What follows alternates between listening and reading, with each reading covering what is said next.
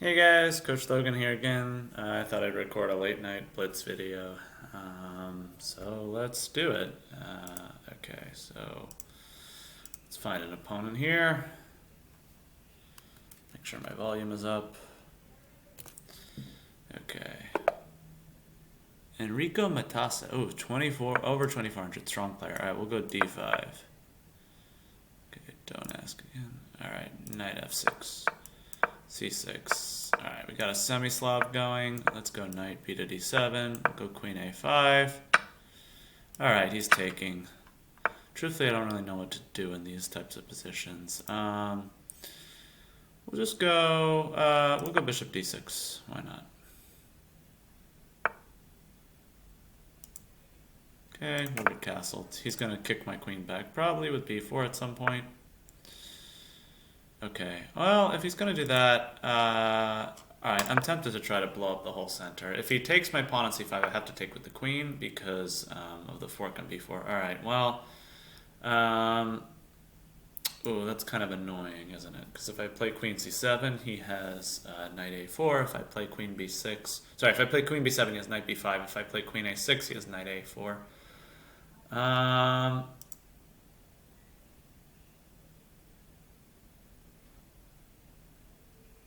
Alright, let's just go queen back to d8. We might end up losing a pawn there, but hopefully it messes up his center somewhat. So we'll take with this pawn. He's up a pawn, but he's got the backwards e-pawn. Maybe we can apply some pressure. He's still 2 moves away from castling. We'll play rook e8 just to put some pressure on e3.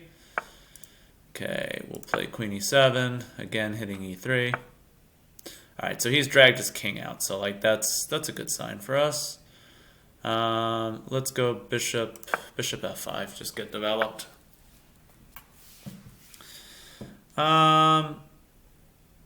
Okay, can we rip open more lines on him? Let's go b6. Just trying to open up more files. I don't mind if he takes my d5 pawn, truthfully. It's just going to open up the d file for my rook. Okay. Let's go bishop c5. Or bishop d6 into c5, I should say. Okay, we'll go bishop c5. Name of the game here is open up lines on his king. Okay, so I don't think I handled the opening very well here, but I just think with a king on d2 and all of my heavy pieces and 2 minor pieces still on the board, I have compensation. I'm going to go d4. All the way. Oh, okay. This is getting tasty. Alright, we're going to take that pawn. I don't think his king is too happy right now. I don't even know what the material count is right now, but I feel like it's sort of irrelevant. I gotta zone in on his king here. If I go rook d2 check, he goes king e1. Bishop d3 check is another possibility. I kind of like bishop d3 check, actually, because then I can push e2. This is, this can't be good for him. I don't think any king is happy in a position like that. If I push e2, he can go knight f2, so I think the pawn is actually better on e3. I'm just going to play knight to d5.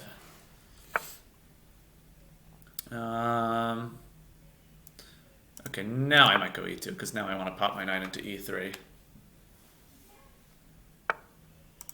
Okay, I gotta play quickly because I'm running a little bit low on time, but the knight's headed to c2 if he does nothing. Okay, so he took.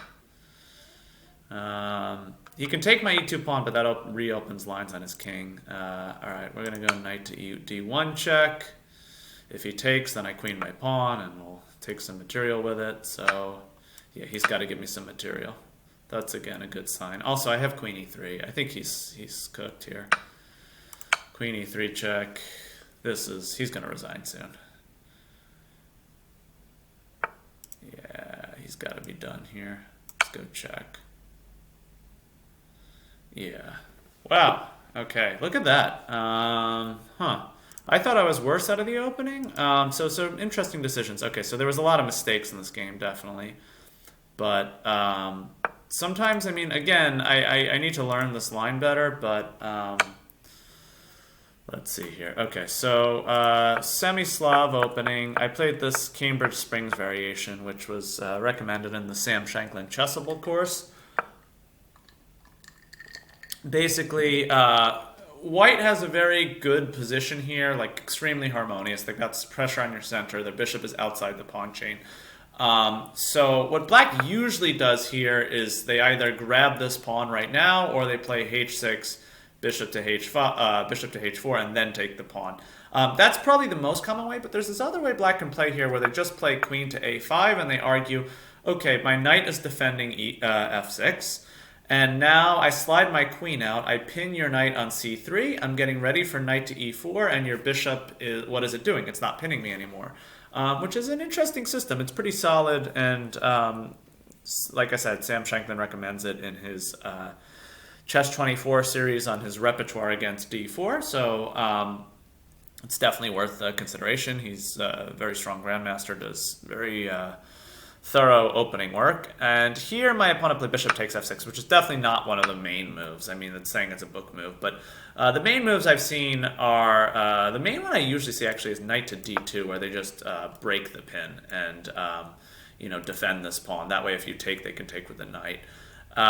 This is a little bit unusual. White just gives me a bishop pair right away, and now he played knight d2.